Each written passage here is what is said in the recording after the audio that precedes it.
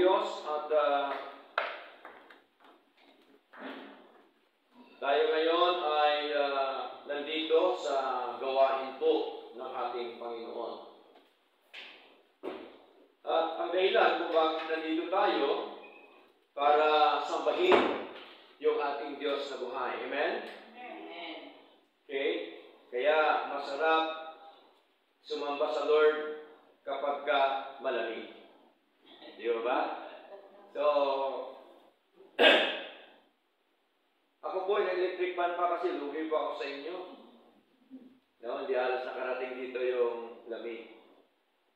Okay, ganun pa man din ay bagaman po malamig yung ating place, dapat po tayo ay maging mainit sa paglilingkod po sa ating Panginoon. Lalong-lalo na po ngayon, sa panahon ngayon, nalalapit na po yung pagdating ng ating Panginoon Diyos. Bakit? Sapagkat nakita ho natin ang mga palatandaan, no? Noong kailan ba yung binalita yung the big one. So maraming tao ngayon, balisa. Okay? Pero tayo, bilang anak ng Diyos, naglilingkod sa Lord, hindi po tayo mabalisa po yan sapagkat ang mga bagay na yan nasa kamay ng ating Panginoon. Amen po? Kaya alam natin na ang mundong ito natin ginagalawan ay temporary lang po ito.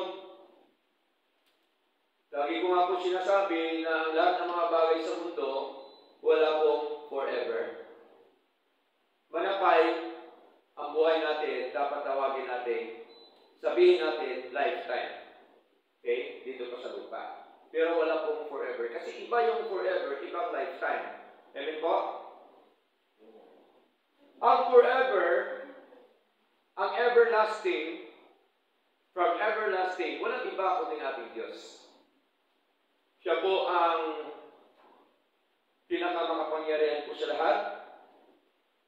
Kaya dapat lagi tayo konektado. Meron tayo dapat komunikasyon sa ating Diyos na ating pong pinaglilingkuran.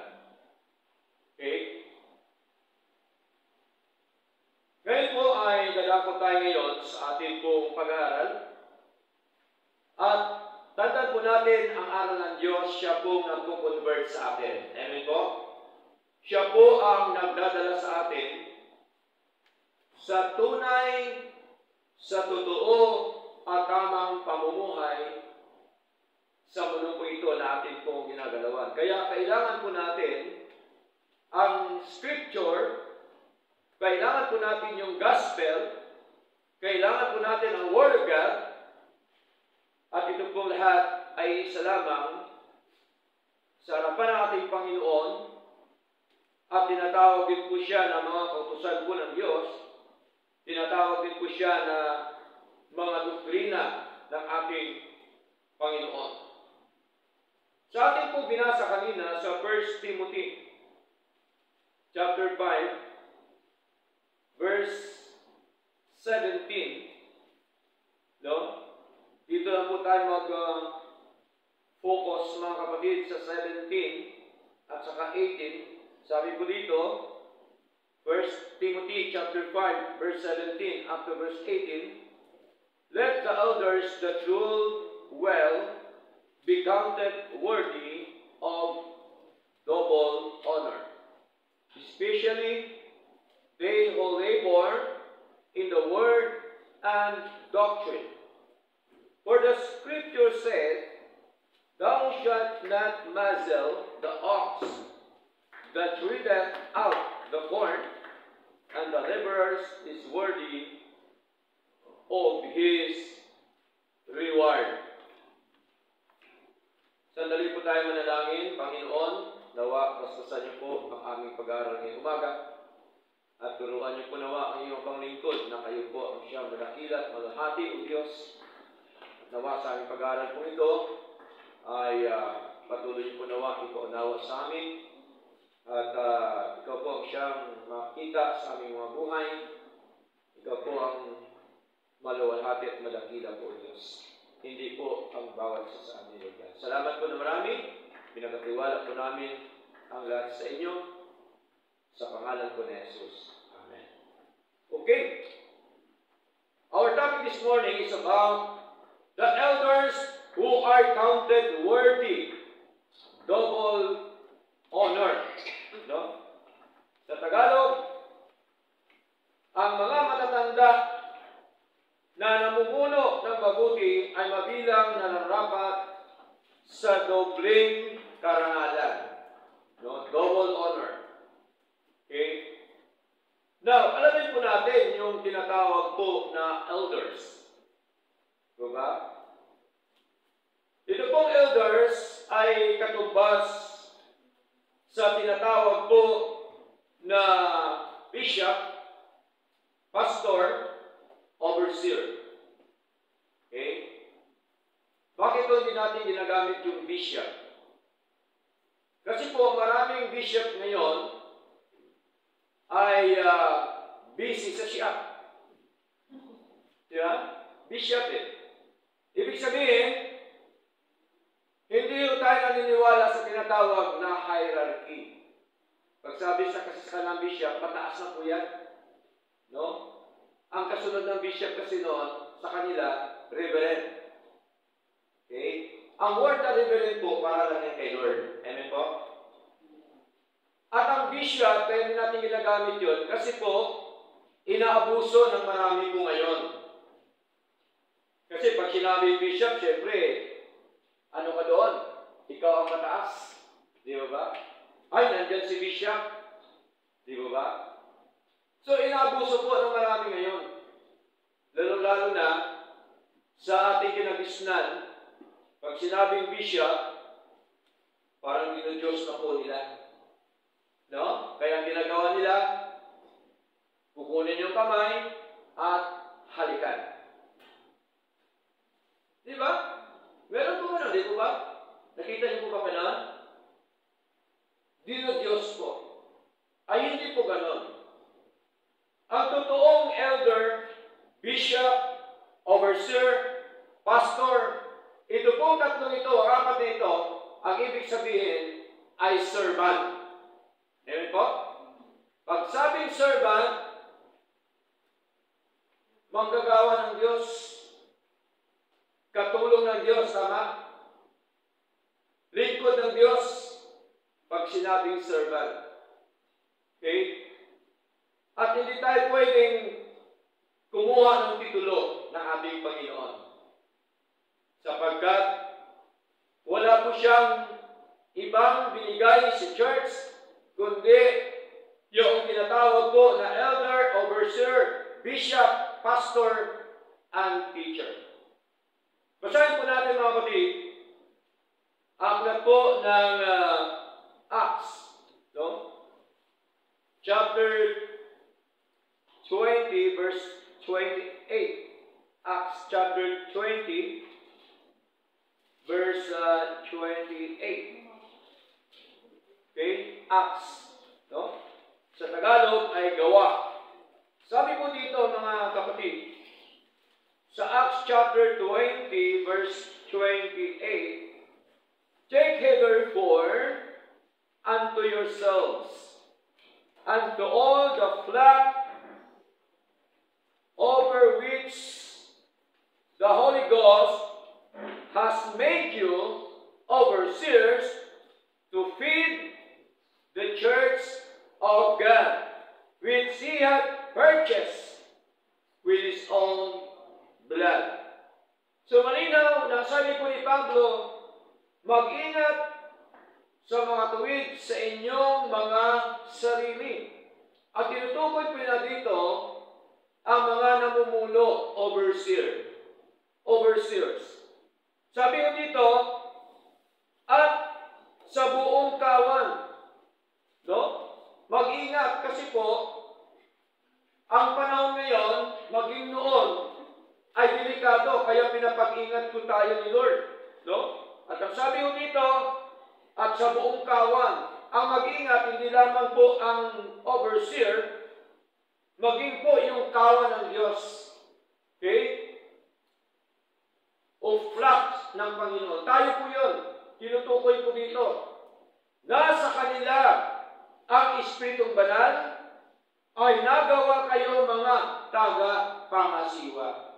Sa church, meron po talagang taga-pangasiwa. Overseer. Sino po yun? Elder, bishop, pastor. Kaya bishop, hindi na po natin yung ginagamit. Ulitin ko po kasi inaabuso po ng marami ngayon. Okay? Pero sabi ko dito, ano pong dahilan? Bakit po merong tagapangasiwa o namumuno? Sabi ko dito, upang pakainin ang iglesia ng Diyos. Sino po yung iglesia ng Diyos? Tayo. Amen po? Tayo ang pakainin ng salita po ng Diyos. Okay? Na nabilin niya ng kanyang sariling dugo. Tayo po'y tinubos na lahat ng ating Kristo.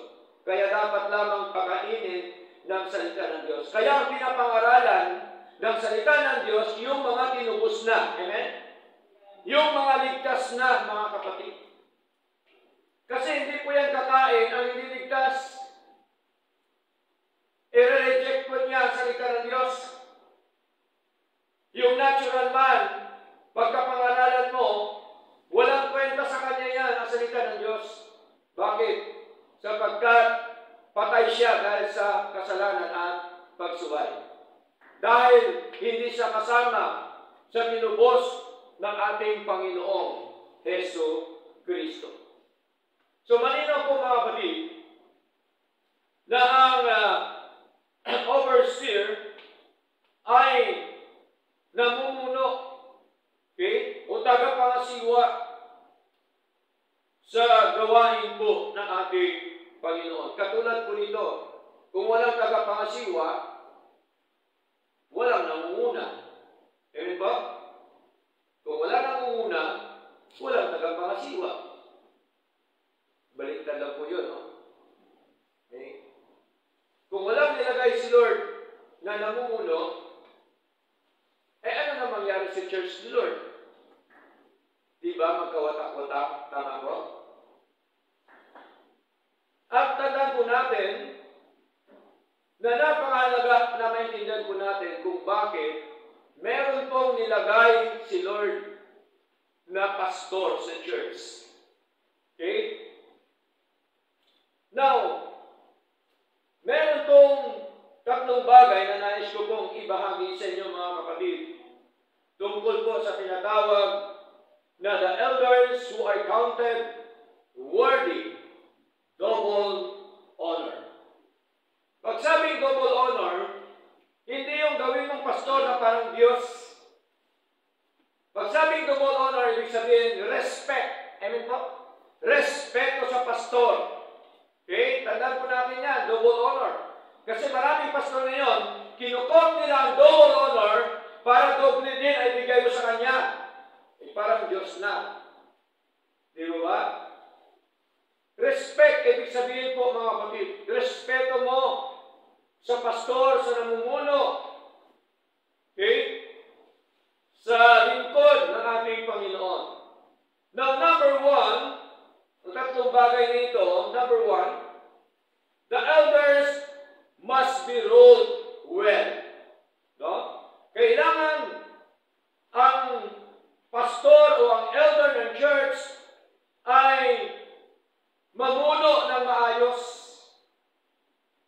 Diba? Kaya nga po, ang pastor, gawain talaga niya na mag-follow up visitation. Tama po? Anong pakay? Para palakasin ang tupa ng Panginoon. Okay? Kaya, di po ba may schedule tayo every Saturday?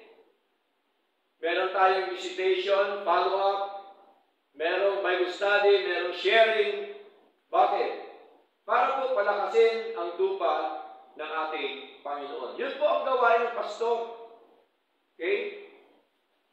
Ano pang gawain ng pastor? Ang pastor ay umiiyak yan lagi sa Lord. Di ba? Pinagpipray ang mga kawan ng Panginoon. Pinagpipray ang gawain po ng Diyos. Pinagpipray ang mga tupa na may mga sakit at karamdaman. May mga sakit po ba tayo? At karamdaman? Spiritual? Ganun po ang gawain ng pastor, mga kapatid. Kaya the elders must be ruled well. Kaya ang dahilan kung bakit pinapangaral natin ang salita ng Diyos, tinuturuan natin ang mga tupa ng Panginoon, ay iniingatan natin ang mga tupa at mga nasa church. Okay? Kaya mahalaga na talagang pamunuan ng maayos yung church ng ating Panginoon. Kaya dito sa church po ni Lord, kasama po ako doon, member din po ako ng church ni Lord. Amen po? Lahat tayo member po ni Lord. Kaya wala po mataas po sa atin. Ang pinakamataas sa atin, sino po pinakamataas sa atin? Si Lord. Okay? Pero hindi porke pinakamataas si Lord, ibabypass na natin si pastor. Amen po? Kaya nga, nandun yung respect eh. Kasama na po yan doon, mga kapatid. Kaya, of course, kung meron mga problema sa pananampalataya, sa paglilingkod sa Diyos, merong problema sa buhay spiritually, nandiyan po si pastor. Amen po? Na willing na mag-advise. Tama po? Pero tandaan po natin, dapat yung advice ng pastor, biblical naman, tanggapin natin. Tama po? Okay? Kasi po ang pastor, wala po yung ibang hangarin kundi ang anak ng Diyos, ang tupa ng Diyos ay lumago, sumigla, tumatag sa paglilingkod po sa Lord. At tandaan po natin ang pastor ay nalulungkot din po yan kapag nawala ang tupa ng Diyos. Amen po? Nalungkot po yan. No? At tayo naman, hindi natin pinapaalis ang tupa dito. Marami kusang umalis. Amen po? Marami na mga tupa dito na umalis, pero hindi tayo nagpapaalis. Hindi natin sila sinasabihan, hoy, umalis na kayo dito. Di po ba? Hindi po. Sapagkat tayo po naniniwala na kapag ang isang tao hindi karapat-dapat dito, talagang inaalis po yan ng Diyos. Amen po? Kaya, ang gawain ng pastor, palakasin, pakainin, at bigyan ng mga salita po ng Diyos, kaya pinapangaral ang salita ng Diyos. Kaya, basahin po natin ang aklat po ng 2 Timothy. Okay? Chapter 4. Verse 2, anong sabi dito? Preach the word. Be instant in season, out of season. Reprove, rebuke, exhort with all long-suffering and doctrine. Malinaw na sabi ni Pablo, ipangaral ang salita sa kapanahunan man, maging handa sa kapanahunan at wala man sa kapanahunan. At ang sabi po, sumaway. No? Pero ang sinasaway natin, salita ng Diyos. Amen po? Sumaway, sumawata, magtagubilin ng may buong pagbabata at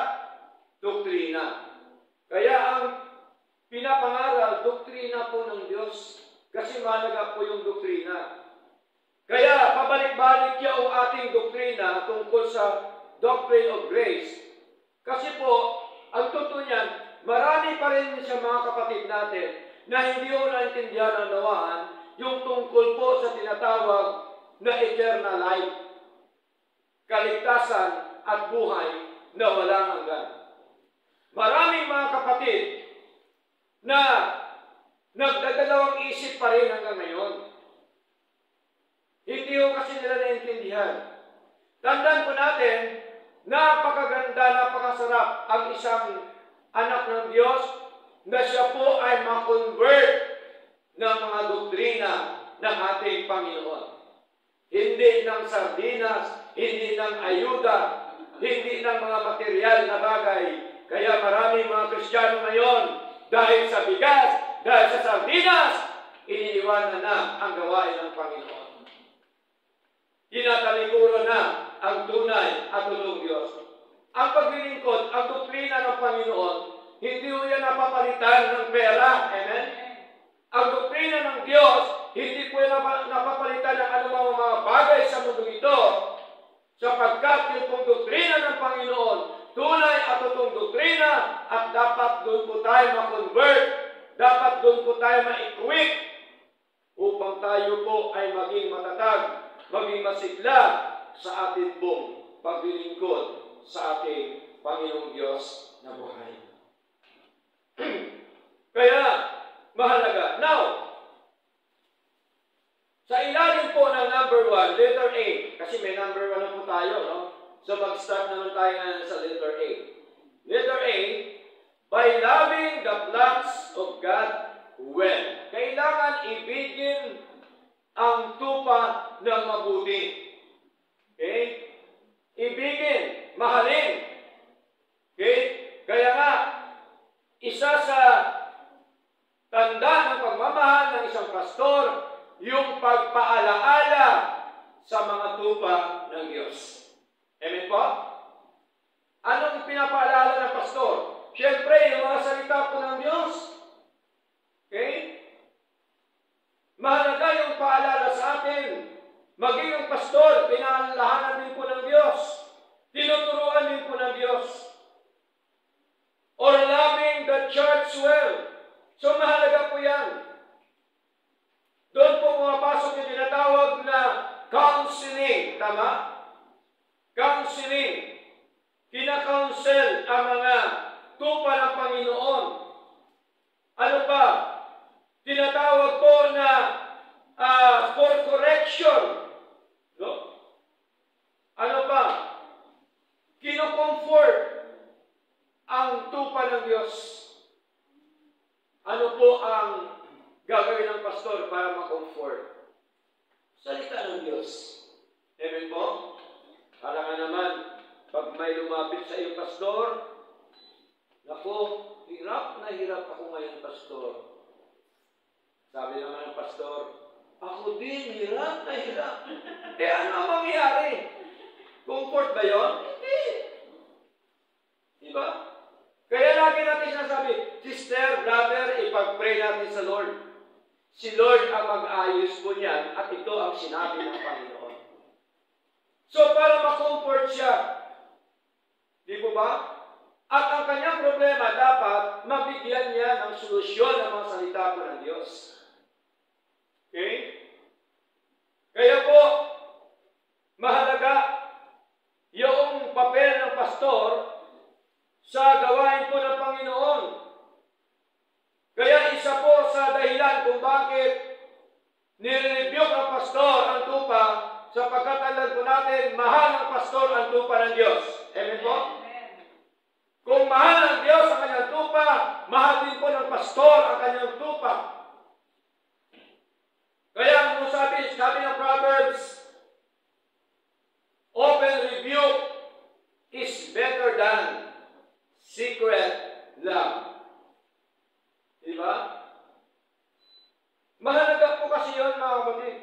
At tandaan po natin, mas maganda na tayo po'y nasaktan kaysa hindi masaktan. Bakit? Sapagkat kapag tayo nasaktan ang salita ng Diyos, ibig sabihin buhay tayo. Pagka hindi ka nasaktan, ibig sabihin patay. spiritual. Okay? Kaya ho, lagi po natin pinapangaral, maging mga ibang pastor na ating nakasama, na sa simbahan, sa church ng Panginoon, ang laging issue ay puso. Tama po? Kasi kung tama ang puso natin, tama din ang ating pamumuhay. Amen? Kung totoo ang puso natin sa Lord, totoo rin ang ating paglilingkod sa Lord. Kaya bakit lagi nagkaroon ng trouble? Dahil sa puso. Pero anong sabi ni Lord? John chapter 14 verse 1, let not your heart be troubled. Huwag magulmihanan ang inyong puso. Bakit? May solusyon. Anong solusyon? Believe in God and believe also in me, sabi ni Lord. Ang solusyon, sumampalataya tayo sa Lord. Di po ba ang lahat ng ito, bakit nangyari ang umpisa? Pananampalataya at panalangin. Amen po? Bakit tayo nanalangin? Kasi nananampalataya tayo sa Lord. Bakit kayo hindi nananalangin? Kasi parang wala kang pananampalataya sa Lord. Ang pananalangin, bunga po yan ng iyong pananampalataya sa Diyos.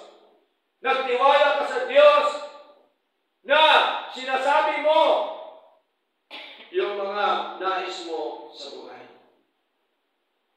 Kaya mahalaga mga kapatid, na ibigin, mahalin ang tupa po ng Panginoon. Sabi po dito sa 1 Peter, basahin po natin. Okay? 1 Peter chapter 5. Tsaga-tsaga po tayo kasi ito po ang salita po ng Diyos na nagpo-convert po sa atin. Kailangan natin basahin po ito. 1 Peter chapter 5, verse 1 up to verse 3. Sabi po dito, the elders which are among you, I exhort, who am also an elder, and a witness of the sufferings of Christ, and also a partaker of the glory that shall be revealed. Tingnan niyo po. Ito pong si Pedro, siya din po ay isang elder ng church ng ating Panginoon. Na meron po siyang tinatawag na tagubilin. No? Na kanyang ipahayag sa kanyang pagkapahayag ng kalahatian ng ating Panginoon. Ano po yun? Verse 2. Sabi po ni Pedro, feed the flock of God, which is among you, taking the oversight thereof, not by constraint, but willingly, not for filthy lucre, but of a ready mind. Verse 3, neither as being lords over God's heritage, but being examples to the flock. Malinaw po. Sabi sa verse 2, pakainin ang kawan ng Diyos. Nagagawa ba ng pastor? Amen. Bakit kaya pakainin? Kasi iniibig ng pastor ang mga tupa ng Panginoon. Gusto ng pastor mabusog tayo ng mga salita ng Diyos. Amen po? Pakainin ang kawan ng Diyos na nasa inyo. Tuparin ang pamamahala nito. Kaya tinutupad natin ang pamamahala ng ating ang pamamahala sa gawain ng Panginoon. Hindi sa pamamagitan ng pamimilit. Kaya ang pagpapastor po, kusa, amen? Hindi po pinipilit ang sarili. Okay? Yun po ang tunay na pastor. Meron siyang kusa na puntahan ang mga kapatid. Malayo man yan o malapit man yan, basta willing sa salita ng Diyos. Wala pong problema sapagkat nandyan lahat na resources na binigay ng Diyos sa atin. Amen po? Hindi natin yan inaalintana na meron tayong gastos. Sila yung mag-provide noon. Amen po? Hindi natin inaalintana na tayo magugutom. Bibigyan tayo ng Diyos ng pagkain. Okay? Kaya ang paglilingkod, ang pamumuno, ang pangangaral, wala po yan sa pilitan, mga kapatid. Okay? Kundi maluwag sa kalooban. Sabi po ni Pedro, dapat ang pamumuno, maluwag po yan sa kalooban. Kaya tayo dito, ano man ang meron, tuloy ang gawain ng Diyos. Bakit? Kasi kailangan maluwag ang kalooban. Ibig sabihin, nasa puso ang ginagawa mo para sa ating Panginoon. Ganon din po sa mga kawan ng Diyos. Masarap ang ginagawa natin galing sa puso. Amen po? Amen. Galing sa puso para sa Panginoon. Okay? Ano pa po? Hindi para sa maraming kapakinabangan. Maraming pastor ngayon, pakinabang ng gusto. Amen po? Kaya ang isang kapatid, kapag ka nagbigay ng malaki, kahit maling ginagawa, okay lang. Dahil sa pakinabang. Mali po. Dito po mga kapatid, magbigay ka man ng isang truck na pera, pag mali ang pamumuhay mo, sasabihan ka ng pastor. Amen? Pag may nakita sa iyo na mali, sasabihan ka ng pastor. Bakit? Kasi nadadamay yung katawan ng Panginoon. Amen po? Kasi maraming parte yan ang katawan, ang church ng Panginoon. Ang church ng Panginoon katulad yan ng katawan ng isang tao. Merong kamay yan, merong paa, merong mata, merong ilong. Okay? So, mahalaga po na makita ho natin hindi para sa maruming kapakinabangan. Kaya nga po, mag-ingat tayo sapagkat maraming lingkod ngayon ng Diyos di umano. Sabi nila, maraming mga pastor ngayon na naglilingkod sa kanilang sariling tiyan. Basahin po natin Romans chapter 16. Okay? Ano po ibig sabihin na naglilingkod sa sarili ng tiyan? Kapakinabangan. Yun po yun mga kapatid. Masakit man, pero totoo po ang mga nangyayari ngayon sa ating paligid. Okay? Romans chapter 16. Verse 18, anong sabi? Sabi dito, for they that are such serve not our Lord Jesus Christ. Sila daw ay naglilingkod hindi sa Panginoong Jesucristo, but their own belly. Saan sila naglilingkod? Sa kanilang sariling tiyan. Ibig sabihin, kapakinabangan. Okay? Maraming pastor ngayon, hireling. Ayaw mangaral ng walang tithes and offering. May kapalit muna bago mangaral. Ay, hindi po. Ang aral ng Diyos, libre po yan. Amen? Tandaan po natin, wala akong bayad yan. Di po ba? Kaya po, nakakalungkot sa panahon natin sapagkat maraming pastor na hireling, naglilingkod sa kanilang sariling tiyan. Ano pang sabi dito? And by good words and fair speeches deceive the heart of the simple. Tingnan niyo po mga kapatid. Yun po mga yan. Mga magagaling yan magtalumpati. Mga mahuhusay po yan magsalita mga kapatid. Magagaling yan mag-English mga kapatid. Kaya napupunta sa ibang bansa para sa sariling kapakinabangan. Anong sabi dito, mga minamahal? Malinaw. Sabi dito ay hinihilang ang mga puso ng mga walang malay. Yung mga tupa ng Diyos na mga walang alam sa doktrina, nalalaya po sila. Kaya gusto po ni Lord na tayo po ay maging biyasa sa doktrina ng Panginoon. Amen? Gusto ni Lord na tayo po'y matuto sa doktrina ng ating Panginoon. Ano po ba, pastor, yung doktrina? Ibig sabihin yung mga aral ng Diyos. Ganun lang po kasimple ang doktrina. Mga aral po ng Diyos. Mga katuruan ng ating Panginoon. Halimbawa, katuruan tungkol sa kaligtasan eternal. Ano ba ang stand natin? Ano ba ang view natin? Ano ba ang belief natin dyan? Sa eternal salvation. Sa eternal salvation, we are saved by grace alone. Di po ba?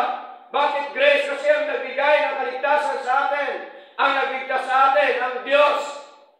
Hindi po ang desisyon ng tao. Amen? By grace po tayo. We are saved by grace alone. Kaya malinaw po, mga kapatid. Sabi po dito sa aklat po ng Ephesians. Basahin po natin Ephesians chapter 2 verse 5. Anong sabi ho dito? And when we were dead in sins, hath quickened us together with Christ. Binuhay tayo kasi patay tayo. Dahil sa kasalanan ng pagsuway. Tayo binuhay. Kasama ng ating Yesu Kristo. Ibig sabihin tayo tinubos ng ating Panginoon. By grace, ye are saved. Saan tayo ligtas? Sa grace ng ating Panginoon. Sa biyaya ng ating Panginoon. Okay? Baka sa atin dito, marami pa ang kaligtasan sa pamamagitan ng iyong ginagawa. Kaligtasan eternal, hindi po. Gawa po yan ng Diyos. Ang ginagawa natin na ito po yung temporal salvation. Amen po? So, malinaw po, mga kapatid. Kaya ang doktrina napakahalaga, mga minamahal. Ang tunay na doktrina po ng Diyos. Alam niyo po ba, meron pong tinatawag na other gospel? Ibang ebanghelyo? Ano po yun ang ibang ebanghelyo? Ibig sabihin, ibang katuruan. Ibang ebanghelyo, hindi po ebanghelyo ng Panginoon. Basahin po natin. Galatians chapter 1. Ano ang sabi dito, mga kapatid? Galatians chapter 1, yung tinatawag po na other gospel. Ibang ebanghelyo. Huwag po natin paniniwalaan ang ibang ebanghelyo. Sapagkat may sumpa sa harapan ng ating Panginoon. Basahin po natin. Galatians chapter 1, verse 8. Verse 6. Una pong verse 6. Sabi po dito sa verse 6, I marvel that ye are so soon removed from him, that called you into the grace of Christ unto another gospel. Meron po another gospel.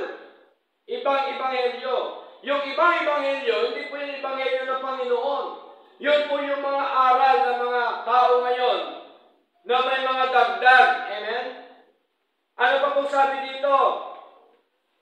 Which is not another, but there be some that trouble you, and would pervert the gospel of Christ. Ano po ang pakay ng another gospel? Ang pakay po, pasamain ang ebanghelyo ng Panginoon. Kaya sa verse 8, ano sabi? But though we are an angel from heaven, preach any other gospel unto you than that which you have preached unto you, let him be accursed. Sumpain po siya ng Panginoon, mga kapatid. Sabi ni Lord, kahit man ang anghel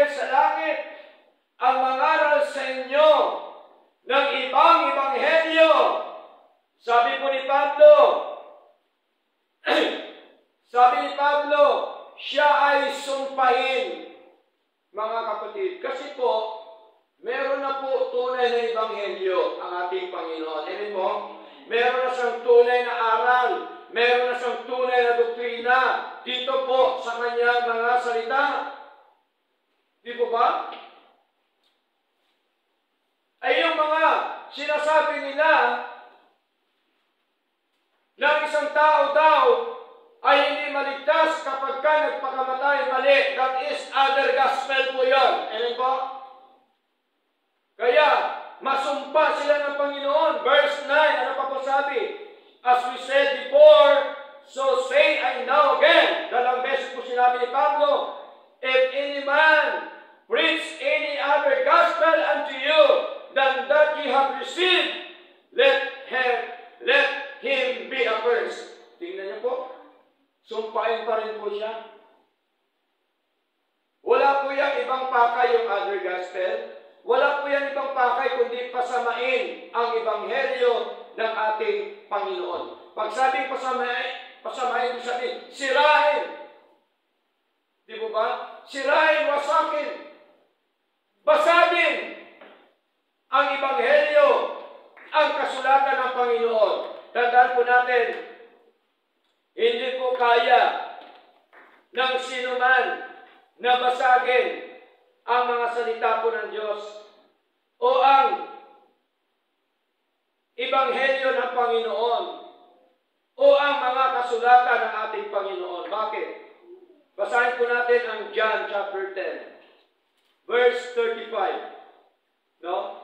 John chapter 10, verse 35. Ano sabi dito? If we call them gods, unto whom the word of God came, and the scripture cannot be broken.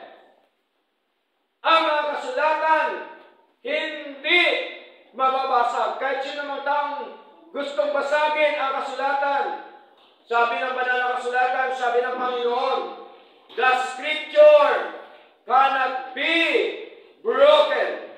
Hindi nababasag. Hindi kaya basagin ng tao ang mga kasulatan, ang mga salita po ng Diyos, mga kapatid. Kaya malinaw po na dapat yung gospel lamang ng ating Panginoon. Kaya, letter B, by laboring the flock of God. Well, okay? So, gumawa sa mga tupa ng Diyos ng mabuti. Tingnan niyo po. Tandaan po natin yung pastor, galing po yan sa puso ng Panginoon.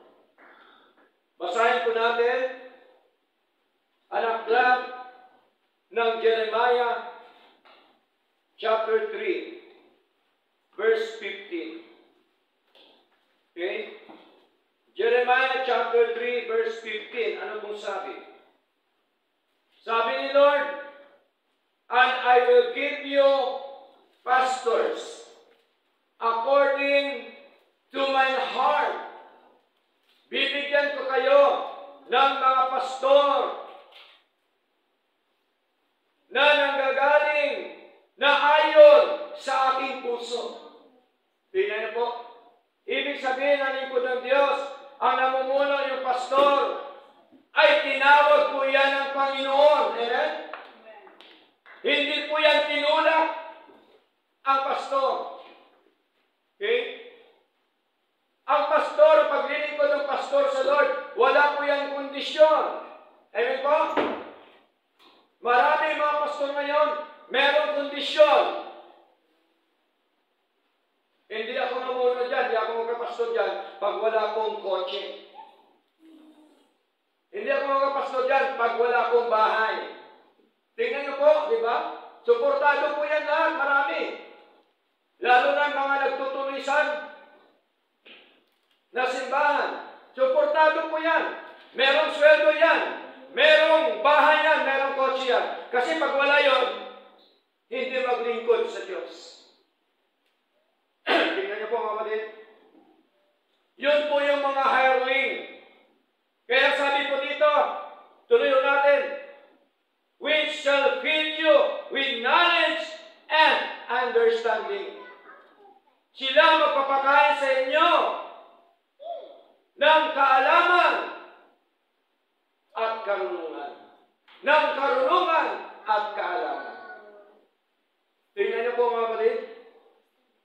Malinaw ang pastor ay hindi po yan karer o karera. Ang pastor ay bigay ng Diyos sa church. Bakit sinabi dito ng Panginoon kay Jeremiah? Sapagkat para kanino? Para sa mga backsliding Israel. Na backslide sila. Ibig sabihin, tumalikod sila sa Lord. Na walang kanilang paglilingkod sa Panginoon. Dahil po sa mga Diyos-Diyosan. Kaya tuloy ang ginawa ng Diyos. Pinarusahan ko sila ng ating Panginoon. Maraming mga Israelites na nilamon ng lupa. Kung ino pong nabasa ang Psalms chapter 106. Maraming mga Israelites na tinupok ng apoy ng ating Panginoon. Bakit? Because of sin. Because of unbelief. They believe not the true and living God. So nakakalungkot mga kapatid. Kaya ang pastor ay talaga hong galing po yan sa puso ng ating Panginoon. Siya po ang nagbigay niyan mga kapatid. Hindi po yan pinili ng tao. Amen? Karamihan ngayon, yung pastor pinipili ng tao. Di po ba? Karamihan ngayon, membro ang nagpapasya. Ay, ayaw ko yan kay pastor, tanggalin niyo yan, palitan niyo ng bago. Di ba? Bakit? Sila nagpapasweldo Sila nagsusuporta. Ang makapangyarihan na kayo sa simbahan, yung membro, amen? Hindi na si Lord. Kasi, pinapatakbo ang simbahan ng pera. Amen po? Kaya tuloy, ang nangyari, pagka nag-away-away na sa pera, nagkabahabahagi na. Nagsisialisa na, nagtayo na ulit. Di ba? Galing ka sa simbahan na I am the way, nag-away-away. Sabi ng isang pastor, magpatayo din ako ng simbahan. Ang pangalan naman ng simbahan ko, The Truth. Nag-away-away yung The Truth. Gusto naman isang pastor, magtayo ako. At ipangalan ko simbahan ko, The Light. Tingnan niyo po. Kaya dumami ngayon ang reliyon. Nagsanga-sanga. Pero kung ating titingnan ang pinanggalingan, mali. Amen? Bakit? Biro mo, maraming nagsisimba ngayon, nag-away-away ang pinanggagalingan. Di po ba? Saan ang katotohanan doon? Hindi po ganun, mga kapatid. Ang tunay na church, ang nilagay ng pastor, galing po yan sa puso ng ating Panginoon.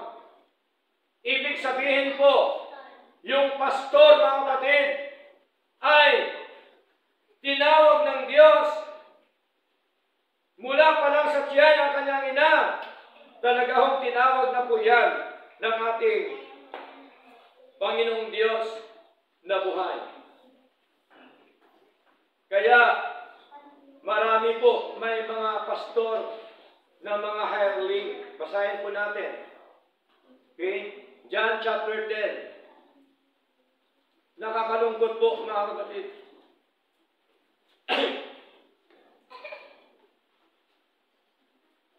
Okay? John chapter 10, verse 13. Ano sabi dito? Sabi po dito, the hireling fleeth because he is an hireling, and careth not for the sheep. Tingnan niyo po, ang upahan daw ay tumatakas dahil siya ay isang upahan at hindi nagmamalasakit para sa mga tupa. Kaya ang tunay na pastor nanggagaling po sa church ng Panginoon. Amen? Hindi po galing sa Bible school. Hindi po sa pag-create ng tao o pagmumold ng tao. Dapat ang pastor, minold po yan ng Panginoon. Amen po? Saan ba tayo nakakita na mga disipulo ng Diyos, kinuha ni Lord doon sa mga nagdodoctorate? Di ba ba? Oh. Si Pedro, anong trabaho ni Pedro nung tinawag ng Diyos? Mangingisda. Ang tinawag ni Lord, mga farmers. Tingnan niyo po, mga kapatid. Hindi naman nag-aral yan ng Bible School, seminary. Di ba?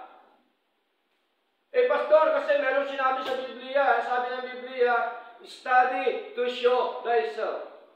Eh, ang tanong, seminaryo ba yun? Hindi. Sa loob po yan ng church. Kaya ang tunay na pastor, si Lord ang nagmumold yan. At yan po ay galing sa church ng ating Panginoon sa loob, hindi sa labas. Okay? Kasi pag sa labas, tsak po, hireling po yan, mga kapatid. Hireling po siya, upahan. Kaya maraming pastor na yon. Pagka maliit lang ang offering, ayaw na. Diba? Ayaw ko na dito sa simbahan na ito. Doon ako sa BGC. Doon ako sa Makati. Napakaraming mayayaman doon. Hindi ho ganun, mga kapatid. Tandaan po natin, ang pastor ay binigay ng Diyos at ayon yan sa puso ng ating Panginoon. Ano pa po, mga kapatid? Sabi pa po dito, sa aklat po ng Isaiah, chapter 56. No? Isaiah chapter 56.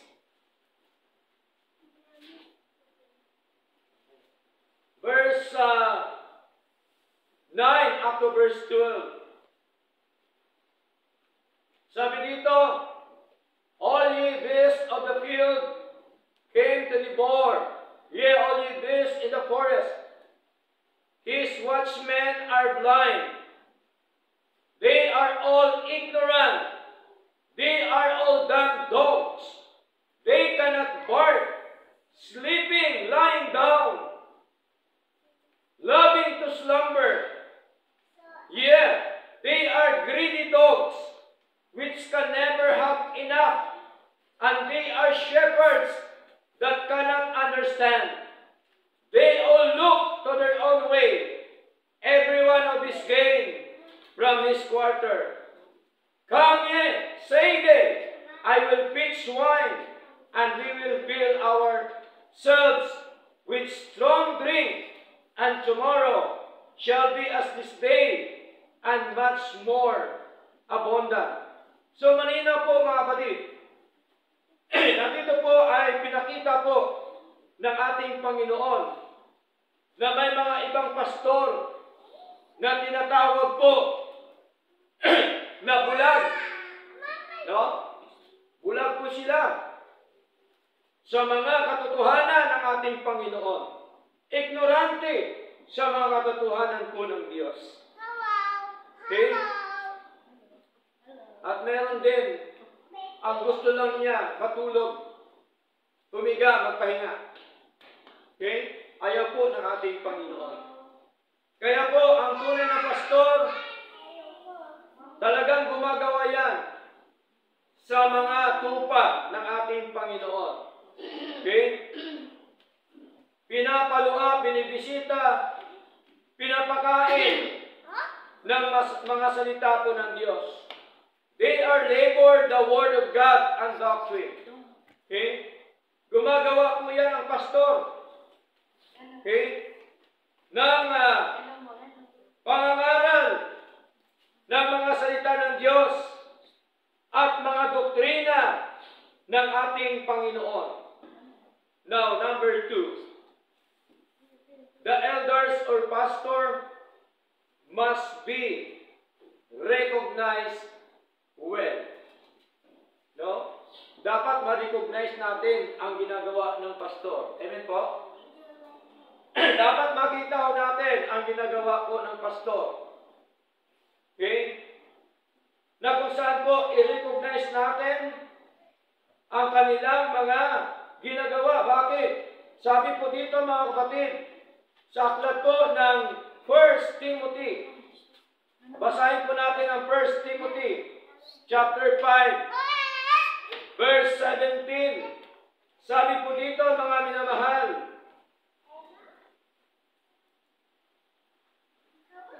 sa wikang Tagalog, hayaan ang mga matatanda o elders na namumuno ng mabuti ay mabilang na nararapat sa dobleng karangalan, double honor, respect.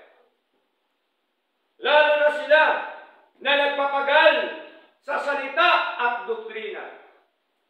Tingnan niyo po, hindi po biro ang pagpapastor. Napakalaking responsibilidad sa Diyos. Amen po? Okay? Nagpupuyat yung pastor sa pag-aaral para maipakain sa tupa. Amen po? Kaya dapat ang pastor, pinagpipray po yan. Pinagpipray ba natin si pastor? Mukhang dalawa lang yata nagpipray. Pinagpipray po ba natin si pastor? Yung hindi pa nagpipray, pag-pray niyo na po mamaya. Okay? Kasi po, malaking bagay na pinagpipray natin ang namumuno sa church. Okay? Kaya sabi ko dito, lalo na sila na nagpapagal sa salita at doktrina. Kaya ang pastor, may hawak-hawak po talagang doktrina yan. Kaninong doktrina? Doktrina ng Diyos. Ang sinasalita yan, yung tunay na doktrina. Katulad po sa sinabi po mga kapatid ni Tito. Ano sabi ni Tito? Titus chapter 2 verse 1, ano sabi? But speak thou the things which become sound doctrine. Sabi dito, subalit salitain mo ang mga bagay na nagiging tunay na doktrina. Tingnan niyo po, ito ang tunay na doktrina o sound doctrine. Ito po ang doktrina ng ating Panginoon. Kung anong sinasabi ni Lord sa kanyang mga salita, yun po ang tinuturo po natin mga kapatid. Amen po? Kung tinuro ni Lord na we are elected or chosen by God the Father before the foundation of the world, dapat ba natin paniwalaan?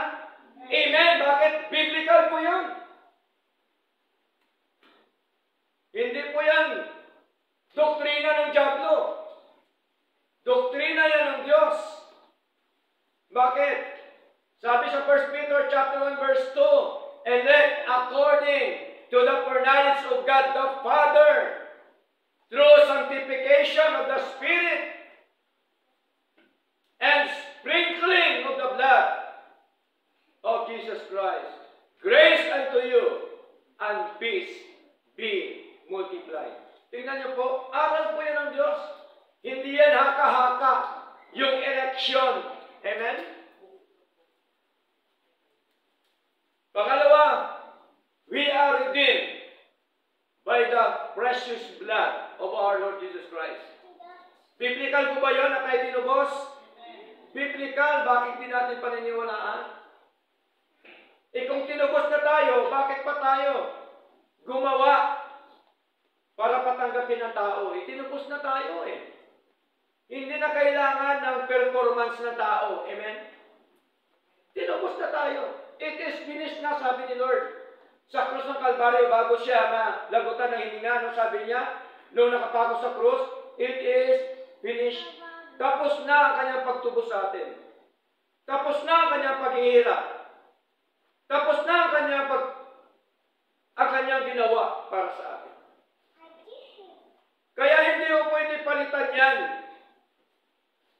ng tinatawag po ng co-savior. Walang co-savior si Lord. Amen po?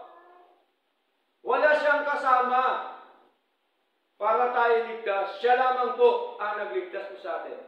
Pangatlo, we are regenerated by the power of the Holy Spirit. Yung tatlong ito na isang Diyos, sila may gawa ng kaligtasan. Amen po? The Father, the Son, and the Holy Ghost, and these three are one God. Tingnan niyo po mga kapatid. So malinaw. Yun pong doktrina natin na tinuturo ng pastor. The elders must be recognized well. Yung tinatawag po na double honor. Dobling karangalan para sa pastor, ang sabi po ng ating Panginoon. Now, ano pa po ang sinasabi po dito ni Lord sa kanyang mga salita sa Hebreo chapter 13? Hebreo chapter 13, verse 7. Ano sabi dito? Remember them which have the rule over you. Alalahanin daw sila na may pamumuno sa inyo. Ano ang tungkulin? Ano ang rule ng isang tupa ng isang anak ng Diyos? Alalahanin ang namumuno. Naalala ba natin si Pastor? Alalahanin daw, sabi ni Lord eh. Okay? Alalahanin sila na may pamumuno sa inyo. Okay? Ano pang sabi?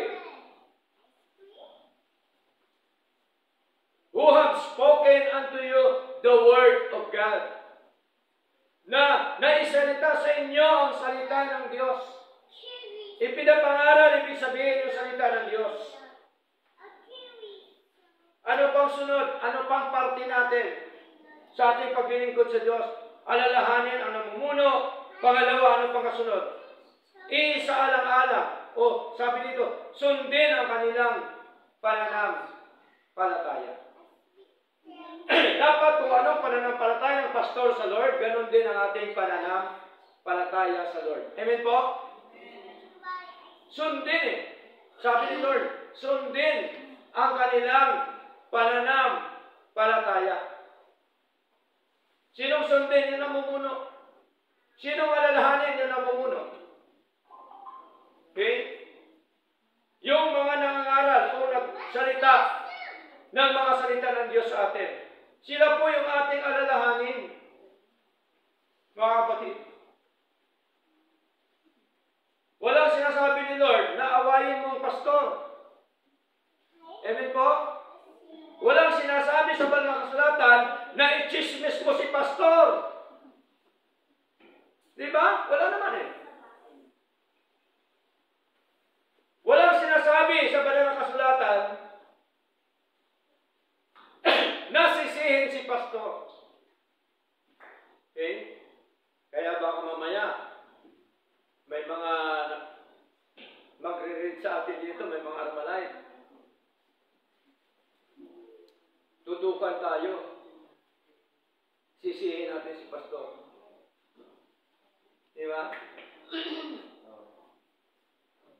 Sabi ng Armalite, bawal ang pagsamba. Kasi darating po yan talaga mga kapatid. Ipagbabawal po talaga yan. Okay? Armalite na yung nakatutok sa atin.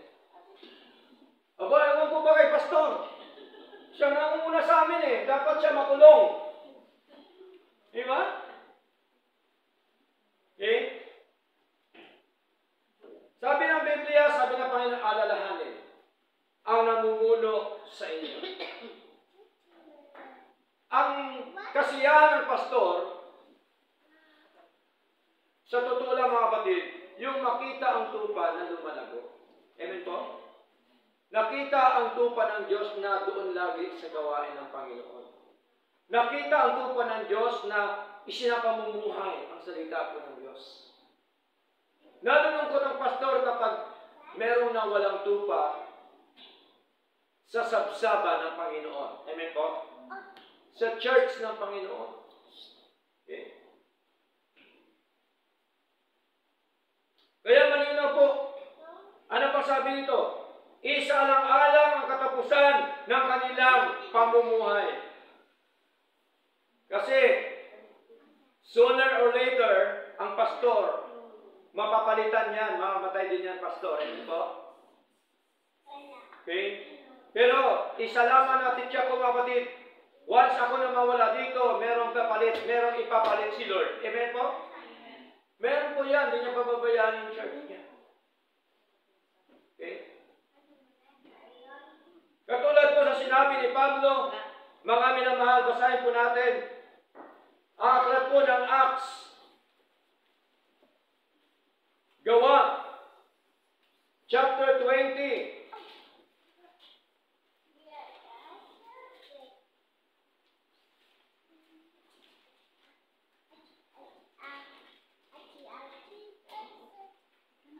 Sabi ko dito sa wikang Tagalog sa verse 17, at mula sa Mileto ay nagpasugo siya sa Efeso at ipinatawag ang mga matatanda na iglesia. At nang makarating sila sa kanya, ay sinabi niya sa kanila, nalalaman ninyo mula sa unang araw na ako ay dumating sa Asya, kung paanong paraan ako ay nakisama sa inyo sa lahat ng kapanahunan, na naglilingkod sa Panginoon ng may buong pakumbaba ng kaisipan at ng mga maraming pagluha, sabi ni Pablo, at mga pagtukso na dumating sa akin sa pamamagitan ng pagsasabuatan ng mga Hudyo. Ito po mga Hudyo, mga hindi mananampalataya. At kung paano ako ay hindi nagkait ng anuman na kapakinabangan sa inyo, kundi naipahayag sa inyo at naituro sa inyo ng hayagan at mula sa mga bahay-bahay. Tingnan niyo po. Nakita natin na ang paglilingkod po ni Pablo, mga kapatid, ay meron po siyang tinatawag na buong pagpakumbaba ng kaisipan sa Panginoon. At ang sabi po ni Pablo, hindi siya kailanman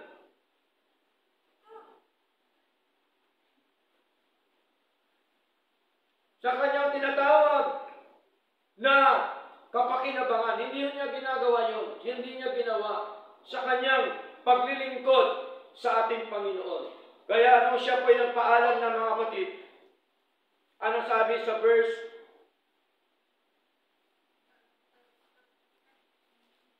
35 ng amin na mahal? Sabi dito sa verse 35, ipinahayag ko sa inyo ang lahat ng mga bagay na kung paano sa gayong pagpapagal ay marapat kayong sumaklulo sa mga mahihina at alalahanin ang mga salita ng Panginoong Hesus, na kung paano sinabi niya ito ay lalong mapalad na magbigay kaysa tumanggap. Tingnan niyo po mga kapatid, ano pa po sabi dito? At nang siya ay nakapagsalita ng gayon, ay lumuhod siya at nananalangin kasama nilang lahat. At silang lahat ay labis na nanangis at yumakap sa leeg ni Pablo at hinagkan siya na lalong nalulumbay dahil sa mga salita na sinabi niya na hindi na nila dapat muling makita ang kanyang muka at siya inatid nila sa barko. Tingnan niyo po, mga kapatid, malinaw po na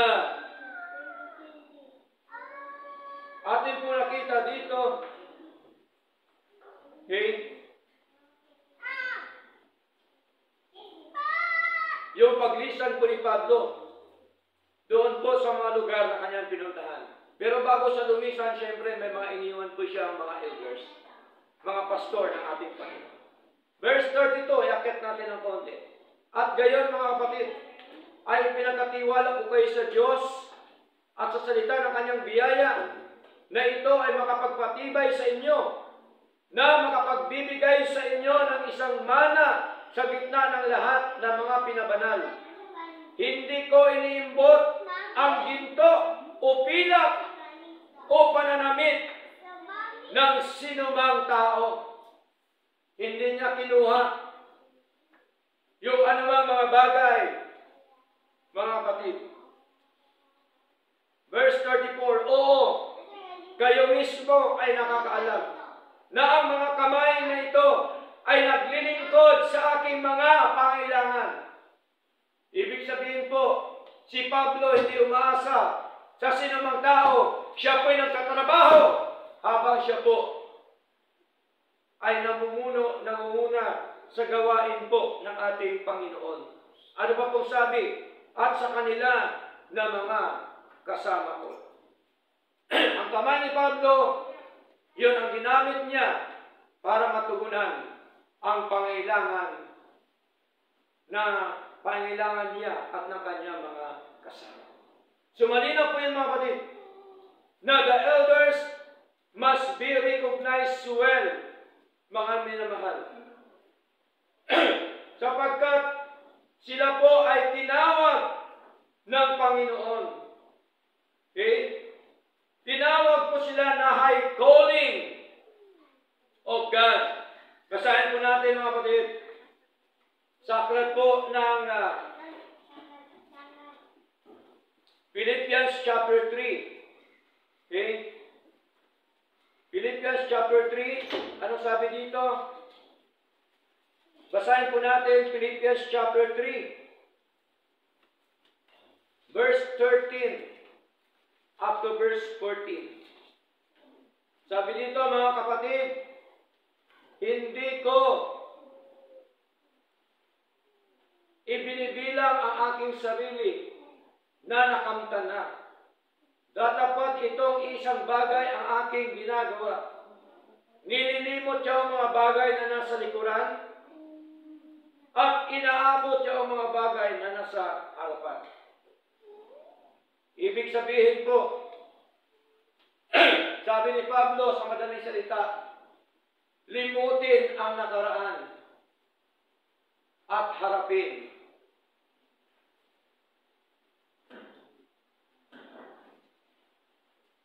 ang ngayon, ang nakaraan, ang nakalaan.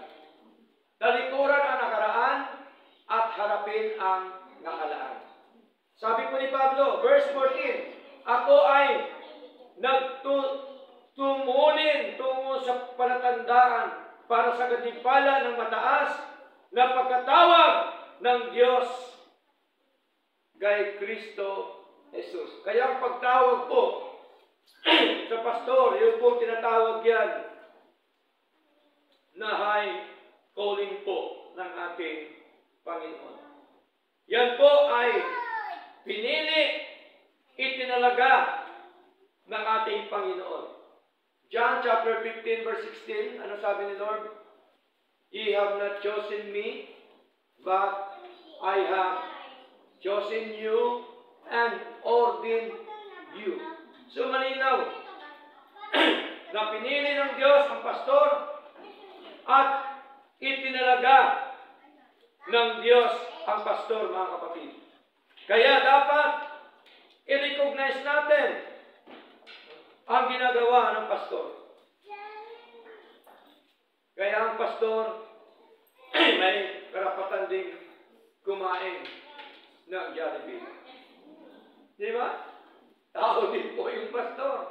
Nagugutom din po. Okay? Hebrews chapter 13 verse 17, ano sabi? Obey them that have the rule over you. Ano yung tungkulin ng mga tupa? Obey them. Okay? Tumalima, sumunod sa kanila. Sino kanila? Yung namumuno sa inyo, sabi po ni Pablo. Anong sunod? And submit yourselves. Di mo ba? Pasakop ang inyong sarili. Mahalaga yung submission, mga kapatid, sa pastor. Amen po? Hindi naman kailangan ng pastor na malaman yung kung anong isasain mo, ilang takal basahin mo, hindi o ganon. Okay? Ibig sabihin tungkol sa paglilingkod. Amen po? Ibig sabihin dito sa church. Okay?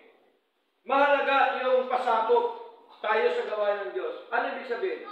Halimbawa, kung meron tayong pinag-usapan kasama si Lord na ang ating pagsamba ay alas 9, dapat pasakop. Amen po? Dapat nandun tayo, untahin sa Lord. Di ba ba? Untan dapat tayo sa Lord. Nakakalungkot, no? Ang ibang kapatiran, nandiyan na sa tabi ng church, late pa. Huwag pong ganun.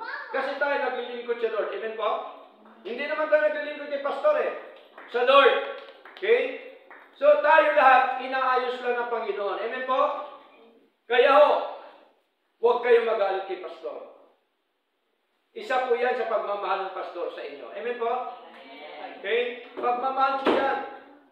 Open rebuke is better than secret love. Okay? So mahalaga, mga kapatid, na on time tayo, magpasakop tayo sa ating Panginoon. Kaya salamat po sa Diyos dahil nung nakaraan nating Thanksgiving, maraming mga kapatid na tumulong sa gawain po ng Diyos. Salamat po mga kapatid sa inyong tulong. Hindi ko na po kayo isa-isahin, alam po yan ni Lord. Amen po? Okay? Mga tumulong sa bintana, sa aircon, sa mga pagkain, lahat sa mga gawain ko dito. Yun po yung ginawa niyo sa Lord. Talagang na-appreciate ko po, na gusto ko yun. At higit sa lahat si Lord. Okay? Nalulugod, natutuwa po ang ating Panginoong Diyos. Bakit? Ginawa mo yan para kay Lord. Amen po? So, mahalaga yung ating pagpapasakop. Magpasakop tayo o ang ating sarili sa namumuno. Bakit kailangan natin magpasakop sa namumuno? Sapagkat binabantayan nila ang inyong mga kaluluwa. Ang namumuno, ang pastor, binabantayan ang kaluluwa ng mga tupa ng Diyos. Amen? Pastor, paano mo mabantayan? Samantalang minsan wala ako, umalis ako. Ibig sabihin binabantayan, pinagpipre. Amen? Inaalagaan sa pangangaral ng salita po ng Diyos. Hindi po ito binabantayan kung anong gagawin mo. Di ba? Ang pastor hindi yan nagbabantay kung ano man ang gagawin mo, may lakad ka o ano man, may transaction ka. May trabaho ka o ano man gagawin mo. Free tayo doon, amen po? Pero sa gawain ng Diyos, dapat tayo magpasakop, sabi ng banal na kasulatan. Sa namumuno, sapagkat, sabi ng Biblia, binabantayan nila, nino nila ng mga pastor, ang inyong mga kaluluwa. Gaya nila na dapat magbibigay, sulit. Kasi pong pastor, pagka hindi niya nagawa ang kanyang tungkulin bilang pastor, magbibigay po siya yan ng sulit sa Diyos. Kaya hindi pwede na hindi niya gawin yung kanyang tungkulin bilang isang pastor. Kung ginagawa ng pastor ang kanyang tungkulin, dapat gawin din na mga tupa ang kanyang tungkulin sa Lord. Amen po? Ano pa sabi dito? Upang gawin nawa nila ito ng may kagalakan. Ang pastor, nagagalak po yan kapag tayo po ay sumunod sa Panginoon. Amen po? Nagagalak po yan, pastor. Sabi dito, sapagkat yun ay kapakipakinabang para sa inyo. Di ba, pag masiglang pastor, kapakipakinabang sa atin? Tama po? Sa atin po paglilingkod, meron tayong pakinabang sa Lord? Meron. Benepisyo, pakinabang, meron po sa ating Panginoon, mga kapatid. Okay? Now, the elders must be recognized. Number 3, the elders must be rewarded well. Tingnan niyo po sa First Timothy chapter 5 verse 18. Anong sabi? Sabi dito sa wikang Tagalog, sapagkat ang kasulatan ang nagsasabi, huwag bubusalan ang baka na gumigiit ng nais, at ang manggagawa ay nararapat sa kanyang gantimpala. So malinaw, the elders must be rewarded well.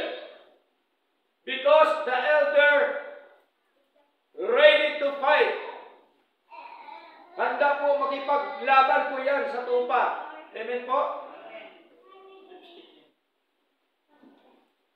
Kaya kung ano ang mga problema natin sa paglingkod sa Lord, nandyan po ang pastor. Handa makipaglaban sapagkat ang tunay na pastor ay hindi po yan upahan. Anong sabi dito, mga kapatid? Sa aklat po ng 1 Timothy chapter 6 verse 12. Sabi dito, fight the good fight of faith. Lay hold on eternal life, whereunto thou art also called, and hast professed a good profession before many witnesses. Ipakipaglaban ang mabuting pakipaglaban ng pananampalataya, panghawakan ang buhay na walang hanggan. Meron na po ba tayo buhay na walang hanggan? Mukhang mahina yata. Mukhang duda. May pagdududa yata. Meron na po ba tayo buhay na walang hanggan? Wala tayong duda ron. Sure po yun. Sabi ni Lord, panghawakan ang buhay na walang hanggan. Ang buhay na walang hanggan, doon po sa langit. Kasama po natin ang ating Panginoong Diyos. Okay? Now, Ephesians chapter 6. Okay? O dito na tayo sa 1 Thessalonians, mga kapatid.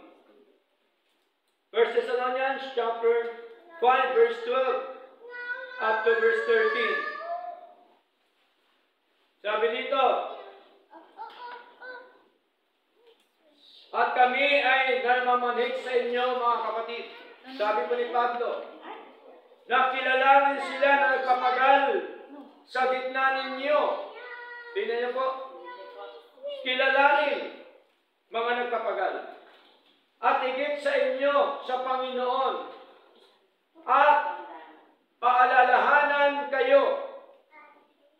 So mahalaga yung paalala, mga kapatid. At upang pahalagahan sila ng napakataas sa pag-ibig, alang-alang sa kanilang gawain, at maging mapayapa sa gitna ng inyong sarili. So malinaw po na sinasabi po naman ng kasulatan, mga kapatid, na dapat kilalanin natin ang pastor o elder na nagpapagal sa gitna ninyo, sabi po ng Panginoon. Okay? sapagkat malinaw ng pastor ay nagpaalala sa atin at dapat po natin pahalagahan ang pastor sapagkat ang sabi ho dito ay napakataas sa pag-ibig alang-alang sa kanilang gawain. Tingnan niyo po mga minamahal. So, the elders must be rewarded well. Okay?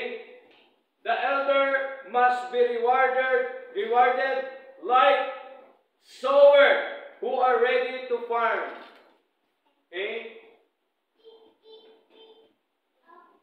Siyempre, yung sower, no? Nag-aasik, mga kapatid, sa farm. Okay? Pero, si pastor, hindi po lumaki sa farm.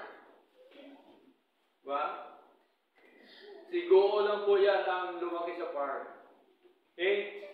So, malinaw po mga kapatid, na bigyan ng reward, no? Ang mga lingkod ng ating Panginoon. Hindi o hinahanap ng pastor ang anumang mga bagay, anumang material na bagay, ang hinahanap lang po ng pastor.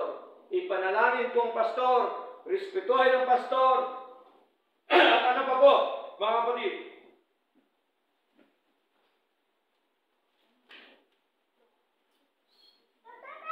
Sumunod sa pastor, sabi ng Biblia, magpasakop sa pastor, sabi ng Biblia, mga kapatid. Kaya, malinaw po, no, na ang pastor ay kailangan ay meron po yung reward, mga kapatid, sa harapan ng ating Panginoon na ginagamit ang mga kapatid bilang daluyan ng pagkapala po ng ating Diyos na buhay. Okay? 1 Corinthians, mga kapatid. Ulit talata, 1 Corinthians. Basahin po natin. Chapter 9, verse 4.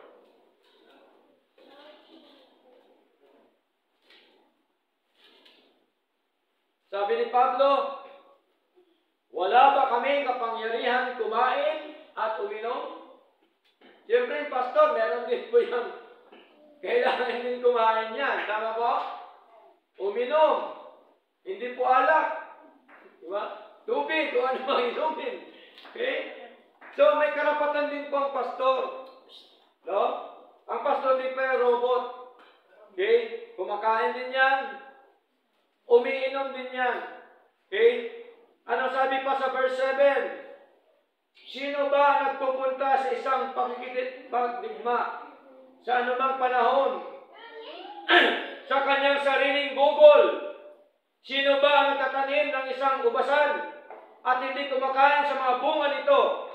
O sino ba ang nagpapakain ng isang kawan at hindi kumakain sa gatas ng kawan?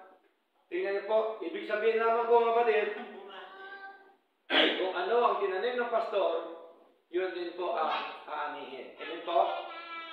So mahalaga na sa ating paglilingkod, nandoon po ang responsibilidad ng pastor, nandoon din po ang responsibilidad ng mga tupa po ng ating Panginoong Diyos na buhay. Okay? So, sa ating conclusion mga kapatid, no? Uulitin ko po, basahin sa inyo 1 Timothy chapter 5 verse 17 up to verse 18 sa wikang Tagalog. Hayaan ang mga matatanda na namumuno ng mabuti ay mabilang na nararapat sa dobling karangalan, lalo na sila na nagpagal sa salita at doktrina. Verse 18, sapagkat ang kasulatan ang nagsabi, huwag bubusalan ang baka na gumigiik ng mais at ang mga manggagawa ay nararapat sa kanyang ganting siyempre, pagka ikaw ay magagawa, mauna ka talaga magkaroon ng ani o bunga ng iyong ginagawa. Purihin po ang Diyos, nawa po mga kapatid, ay isang hamon sa buhay po natin at patuloy po tayo na sumunod sa nais po at kalooban po ng ating Diyos na Purihin po ang Diyos. Tayo lahat po'y tumayo at tayo po'y